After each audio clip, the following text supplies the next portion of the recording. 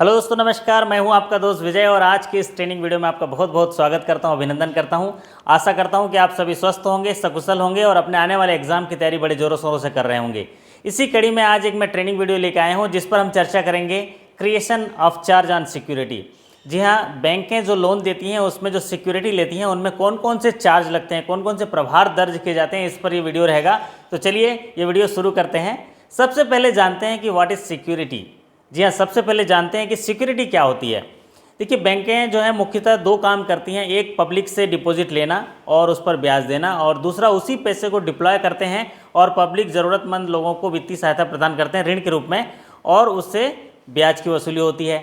मान लीजिए किसी कारणवश वो ग्राहक जो है ब्याज देना बंद कर देता है या मूलधन वापस करना बंद कर देता है, तो बैंकें जो हैं उसके बदले में सिक्योरिटी रखती हैं जिसको वो समय पर बेचकर अपने लोन की वसूली कर सकें। इसको बोलते हैं सिक्योरिटी।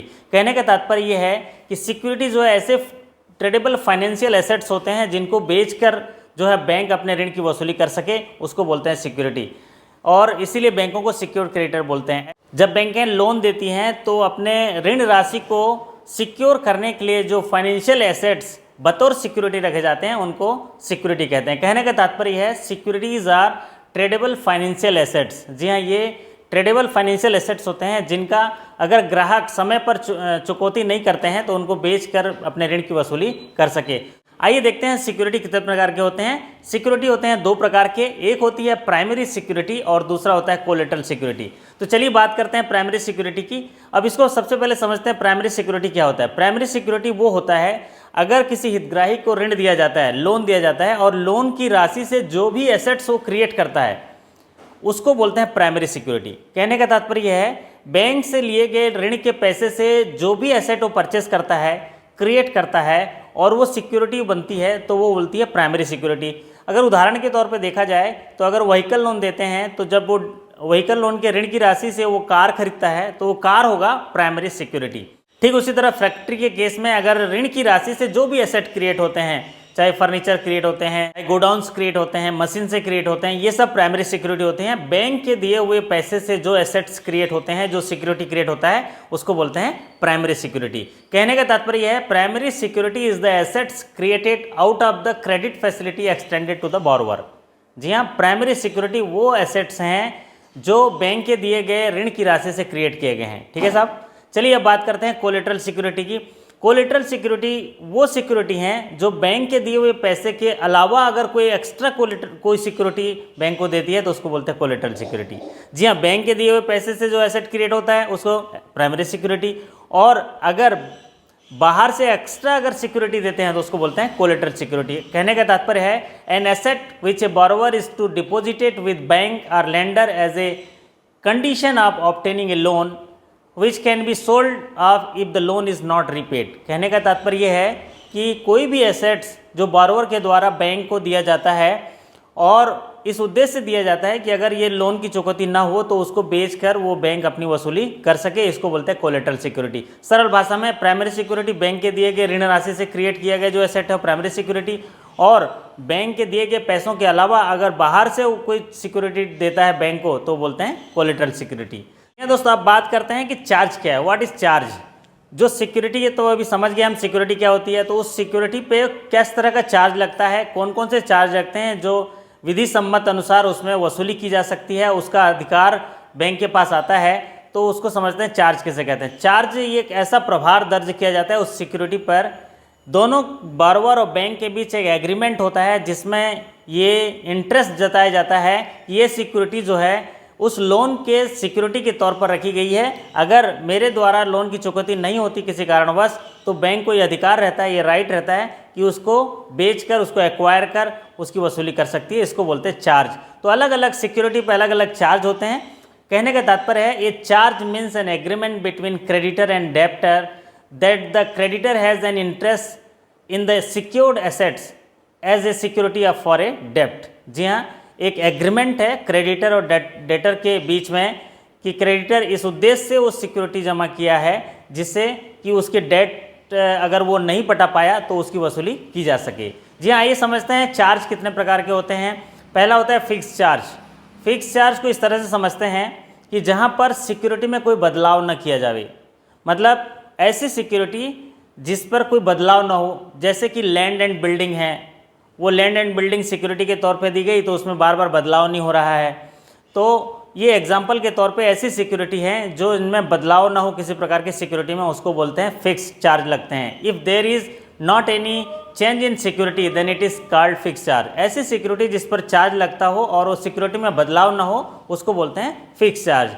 आइए समझते हैं अब फ्लोटिंग चार्ज। ऐसा चार्ज जो सिक्योरिटी पे लगा हो और सिक्योरिटी में बार बार बदलाव होता हो उसको बोलते हैं फ्लोटिंग चार्ज। कहने का तात्पर्य है when securities are undergone change it is called floating charge. ऐसा चार्ज जो प्रभार दर्ज होता है सिक्योरिटीज़ पर और सिक्योरिटी बार बार बदलती है। जैसे किसी शॉप में स्टॉक रखा हुआ है, इस महीने का स्टॉक अलग हो जाएगा, अगले महीने का स्टॉक अलग हो जाएगा, तो ऐसे में जो चार्ज लगता है उसको बोलते हैं फ्लोटिंग चार्ज। और एक होता है चार्ज पारिपशु चार्ज। पारिपशु चार्ज को इस तरह से समझते हैं, अगर किसी फर्म को एक से ज़्यादा बैंकों ने लोन दिया है एज ए कंसोर्टियम फाइनेंस, तो उस कंडीशन में पारिपशु चार्ज लगता है और उनके जो क्रेडिट रेशियो प्रोपोर्शन के हिसाब से उनमें वो चार्ज क्रिएट होता है, ताकि जिस समय वसूली की जाएगी उस सिक्योरिटी की तो उस प्रोरेटा बेस पे उनको उसकी राशि जो है वितरित कर दी जाएगी। इसको बोलते हैं पारिपशु चार्ज। जैसा उनका लेंडिंग प्रोपोर्शन होगा उसी आधार पर उनका चार्ज परसेंटेज क्रिएट होता है, उसको बोलते हैं पारिपशु चार्ज। इसको कहने का तात्पर्य इस तरह से समझें, if loan given by more than one bank under consortium finance the sale proceed of the security will be distributed on bank in proportion of their outstanding. जी हाँ, अगर एक से ज़्यादा बैंकों ने लोन दिया है तो उनकी जो सेल्स प्रोसीड होगी सिक्योरिटी पर जो चार्ज होगा वो उनके आउटस्टैंडिंग के प्रोपोर्शन पे आएगी। This charge is called pari passu charge. जी हाँ दोस्तों, इसको बोलते हैं पारिपशु चार्ज। आइए अब समझते हैं कि कितने प्रकार के चार्ज होते हैं जो सिक्योरिटी पे लगाए जाते हैं। अलग अलग सिक्योरिटी पे अलग अलग चार्ज होते हैं, तो यहाँ हम लोग विस्तार से समझेंगे कितने प्रकार के चार्ज होते हैं और उन किन किन सिक्योरिटी पे कौन कौन से चार्ज करेंगे। ये बहुत इंपॉर्टेंट है बैंकिंग जानकारी के हिसाब से भी और प्रमोशन एग्जाम में जो सवाल आते हैं उनके हिसाब से भी। तो चलिए अब बात करते हैं हम सबसे पहला चार्ज की, वो है प्लेज। प्लेज के जो डेफिनेशन है वो section 172 of Indian contract act में दिया गया है। Pledge is defined in section 172 of Indian contract act. Actual में प्लेज जो है वो गिरवी जैसा है, गिरवी रखने जैसा है। मतलब कोई सिक्योरिटी को अगर सुपुर्द कर दिया जाता है, हैंड ओवर कर दिया जाता है कि ये आप अपने पास रख लीजिए, पोजीशन में रख लीजिए, तब तक जब तक मेरा लोन जो है पट नहीं जाता है, तो उसको बोलते हैं प्लेज। क्या तात्पर्य है? Pledge is bailment of delivery of goods and security to secure a loan. Pledge जो है गुड्स और सिक्योरिटी की डिलीवरी है, सुपुर्द कर दिया है ताकि उनका लोन सिक्योर रहे और लोन पटने के बाद वो उसको वापस ले लेंगे और नहीं पटा तो उसको वो बेचकर पैसा वसूल सकते हैं। अब अगली बात, प्लेज के लिए जो इम्पोर्टेंट चीज़ है, प्लेज में क्या होता है, पोजीशन जो सिक्योरिटी का होता है पोजीशन होता है, जो गुड्स और सिक्योरिटी का पोजीशन हो बैंक के पास होता है, लेकिन उसका ओनरशिप जो होता है हितग्राही के पास होता है। ये समझने वाली बात है। पोजीशन जो आइटम्स है, जो सिक्योरिटी है वो बैंक के पोजीशन में रहता है, लेकिन उसका ओनरशिप जो है वो बॉरोवर होता है। बात करते हैं कि प्लेज में जो रखे गए सिक्योरिटी है बैंक उसको सेल कर सकता है, लेकिन बॉरोवर को नोटिस देने के बाद। Bank can sell the pledge goods without intervention of the court but after notice to the borrower. Borrower को नोटिस देने के बाद जो प्लेज में रखी गई सिक्योरिटी है उसको बैंक सेल कर सकती है। जी हाँ दोस्तों, चलिए बात करते हैं अब अगले प्रभार की और अगले चार्ज की और, जिसको लियन बोलते हैं। अब लियन क्या है समझते हैं। जी हाँ दोस्तों, लियन एक्चुअल में एक right to retain a possession है। ये ऐसी सिक्योरिटी का पोजीशन रखने का अधिकार है लियन तब तक जब तक उसकी लोन जो है वो चुकता ना हो जाए। कहने का तात्पर्य है right of a creditor to retain possession of goods and security of debtor till creditor dues are paid. जब तक क्रेडिटर का ड्यूज पेड नहीं होता है तब तक उसको अधिकार रहता है कि उस सिक्योरिटी को अपने पोजीशन में रखने के लिए। लियन के केस में पोजीशन जो है लेंडर के पास होता है, लेकिन वो उसको बेच नहीं सकता। जी in case of lien possession can be retain but goods can not be sold. अब इसको समझते हैं जनरल लियन क्या होता है। जनरल लियन ऐसे लियन होते हैं जहां पर वो उसको सोल्ड नहीं कर सकता है, बेच नहीं सकता है, उसको रखने का पोजीशन रखता है अपने पास, उसका पोजीशन अपने पास रखता है लेकिन उसको बेच नहीं सकता है। इसका डेफिनेशन जो है under section 171 of Indian contract act में है। जी हाँ, लियन का डेफिनेशन जो है section 171 of Indian contract act में है। और जनरल लियन जो है बैंक को power of attorney, high court है, वार फिंगर है, गोडाउन कीपर है, वेयर हाउस कीपर है, इनके पास होता है। जैसे वेयर हाउस में सामान रखा गया है तो वो लियन में रख सकते हैं। तो general lien is available to bank, attorney of high courts, wharfingers, godown keeper, warehouse keeper. अब बात करते हैं बैंकर्स लियन की। बैंकर्स लियन एक इम्पाइल्ड प्लेस्ड है। बैंकर्स लियन इसलिए इम्पाइल्ड प्लेस्ड है क्योंकि बैंक उसका पोजीशन भी रख सकता है, साथ में उसको नोटिस देके उस गुड्स को बेच भी सकता है, तो इसलिए ये इम्पाइल्ड प्लेस्ड है। Bankers lien is a implied pledge because bank can retain the position as well as sell the goods after notice given to the borrower. जी हाँ, बारोवर को नोटिस देके उसको बेच भी सकते हैं।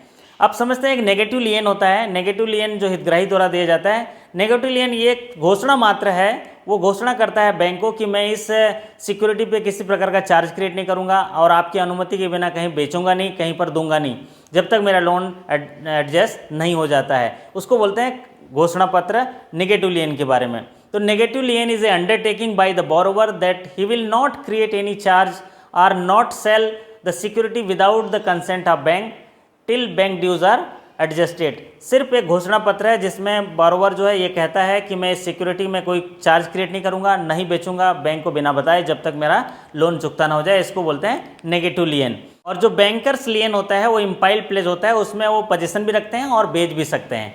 जी हाँ दोस्तों, आइए बात करते हैं। कुछ केसेस ऐसे हैं, कुछ कंडीशंस ऐसे हैं जहां पर बैंक जो है इस लियन के जो राइट है उसको एक्सरसाइज नहीं कर पाते हैं। Bank can not exercise lien under following cases, जैसे गुड्स लेफ्ट नेग्लिजेंटली। जी हाँ, अगर कोई ग्राहक जो है बैंक में आया है और अपने गुड्स वहां पर धोखे से छूट गया वहां से उससे, तो उस गुड्स पर बैंक जो है लियन नहीं लगा सकते हैं। और दूसरी बात है goods deposited for specific purpose. अगर कोई चीज़ किसी दूसरे पर्पस के लिए डिपॉजिट की गई है तो उसमें भी लियन नहीं लगेगा। Goods lying in the locker, अगर लॉकर में कुछ रखे हुए हैं, ऑर्नामेंट्स रखे हैं, कुछ गुड्स रखे हैं, तो उस पर भी लियन लागू नहीं होगा। And goods given for safe custody, अगर सेफ कस्टडी में भी कोई गुड्स दिए हैं तो उसमें भी लियन लागू नहीं होगा। कहने का तात्पर्य है लियन तभी लागू होगा जब स्पेसिफिक उस लोन के सिक्योरिटी के तौर पर कोई गुड्स दिया गया है, तभी राइट ऑफ लियन जो है उसमें एप्लीकेबल होगा। जी हाँ दोस्तों, आप बात करते हैं चलिए अगले चार्ज की ओर, जिसको हाइपोथिकेशन बोलते हैं। हाइपोथिकेशन का डेफिनेशन जो है सरफेसी एक्ट 2002 में दिया गया है। और हाइपोथिकेशन जिसको दृष्टिबंधक बोलते हैं, ये ऐसा प्रभार है जिसमें पोजीशन साथ ही साथ उसका मालिकाना हक दोनों जो है बारोवर के पास होता है। हाइपोथिकेशन के केस में जो गुड्स और सिक्योरिटी है उसका जो पोजीशन है वो भी बारोवर के पास रहता है, साथ ही साथ उसका मालिकाना हक भी बारोवर के पास होता है। In case of hypothecation both possession and ownership are with borrower. उदाहरण के तौर पर दुकान पे जो स्टॉक रखा गया है उस पर जो है पोजीशन उसी हितग्राही के पास रहता है, बारोवर के पास रहता है, और साथ ही साथ उसका मालिकाना हक भी रहता है। जो मुख्य डिफरेंस होता है प्लेज और हाइपोथिकेशन में वो यह है कि प्लेज में क्या होता है, पोजीशन बैंक के पास रहता है लेकिन ओनरशिप जो है बारोवर के पास होता है, और हाइपोथिकेशन में जो पोजीशन भी बारोवर के पास होता है और मालिकाना हक भी बारोवर के पास होता है। पोजीशन और ओनर दोनों जो गुड्स का है वो बारोवर के पास होता है। तो main difference between pledge and hypothecation is due to position of goods. जी हाँ, ये बात क्लियर हो गई कि हाइपोथिकेशन में पोजीशन और ओनरशिप दोनों जो है बारोवर के पास होता है। चलिए अब समझते हैं अगले चार्ज की ओर, जिसको असाइनमेंट बोलते हैं। असाइनमेंट का जो डेफिनेशन है अंडर सेक्शन 130 और 135 of transfer of property act में दिया गया है। Assignment is defined in under section 130, 135 of transfer of property act.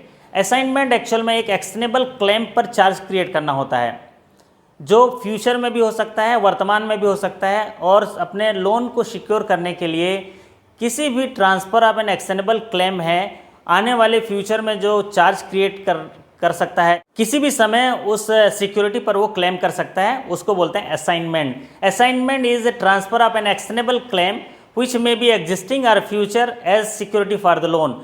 अपने लोन की सिक्योरिटी के लिए ऐसा क्लेम जो है ट्रांसफर ऑफ एक्शनेबल क्लेम जिसको वो एग्जिस्टिंग और फ्यूचर कभी भी क्लेम कर सकता है, उसको बोलते हैं असाइनमेंट। असाइनमेंट के केस में the transferor of such claim is called assignor and the transferee is called assignee. जो ट्रांसफरर है वो उसको असाइनर बोलते हैं और जो ट्रांसफरी है वो उसको बोलते हैं असाइनी। जैसे एग्जाम्पल के तौर पर कोई फिक्स डिपॉजिट रिसिट है, उसमें जो चार्ज क्रिएट होगा वो असाइनमेंट होगा। एनएससी है, बुक डेट्स हैं, future income of LIC policies है, ये सब जो है एक्शनेबल क्लेम है, ये फ्यूचर में कभी भी क्लेम किए जा सकते हैं। तो इन पर जो प्रभार दर्ज हुआ जाता है उसको बोलते हैं असाइनमेंट। जी हाँ दोस्तों, अब अगले चार्ज की ओर बात करते हैं, जो बहुत ही इंपॉर्टेंट चार्ज है, उसको बोलते हैं मॉर्गेज। मॉर्गेज के केस में जो चार्ज ऑन सिक्योरिटी का डेफिनेशन दिया गया under section 58 of transfer of property act 1882 में दिया गया है। और ये जो मॉर्गेज का जो चार्ज है वो एक्चुअल में इमूवेबल प्रॉपर्टी से जुड़ा हुआ है। जहाँ भी सिक्योरिटी के तौर पर इमूवेबल प्रॉपर्टी दी जाती है तो वहाँ मॉर्गेज का प्रभार दर्ज किया जाता है। Mortgage means transfer of interest in specific immovable property to secure a loan. जब भी बोरोवर द्वारा अपने लोन को सिक्योर करने के लिए कोई इमूवेबल प्रॉपर्टी दी जाती है तो वहाँ पर जो प्रभार दर्ज होगा वो मॉर्गेज कहलाएगा। और जो transferor of interest in property जो करेगा उसको बोलते हैं mortgagor, and the transfer is called mortgagee.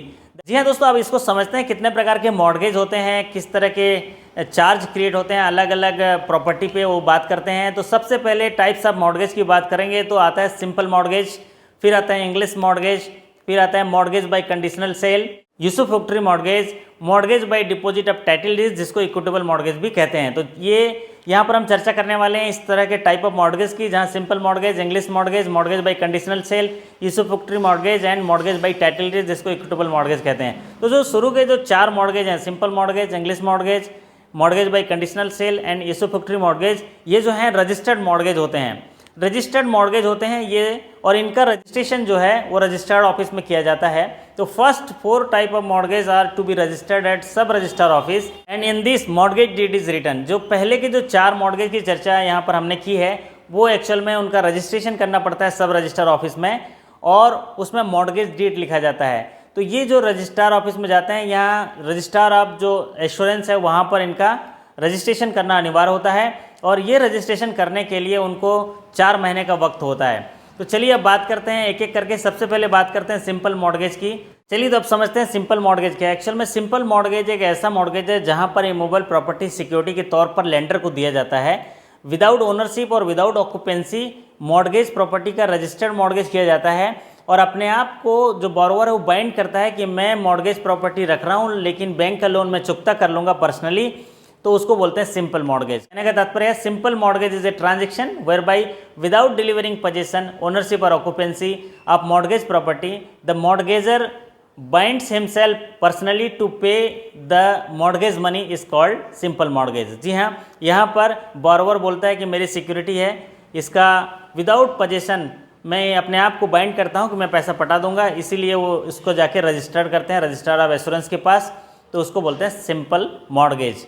Simple mortgage के केस में जो मॉर्गेजी हैं उस प्रॉपर्टी को बेच सकते हैं कोर्ट इंटरवेंशन, कोर्ट के इंटरवेंशन से बेच सकते हैं। तो mortgagee can sell the property with court intervention.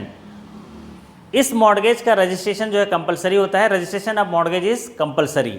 जी हाँ दोस्तों, आइए अब समझते हैं कि इंग्लिश मॉर्गेज क्या है। इंग्लिश मॉर्गेज जो है एक्चुअल में एब्सोल्यूट ट्रांसफर ऑफ प्रॉपर्टी है। There is absolute transfer of property है, और इसमें प्रॉपर्टी को बेचने के लिए किसी भी प्रकार का इंटरवेंशन कोर्ट से नहीं चाहिए। ये भी रजिस्टर्ड होता है, रजिस्टर्ड ऑफ एश्योरेंस के पास सब रजिस्टर्ड ऑफिस में रजिस्टर्ड होगा। तो there is absolute transfer of property, property can be sold by mortgagee without intervention of court, तो वहाँ पर इंग्लिश मॉर्गेज बोलते हैं। अब होता है यूसुफैक्टरी मॉर्गेज।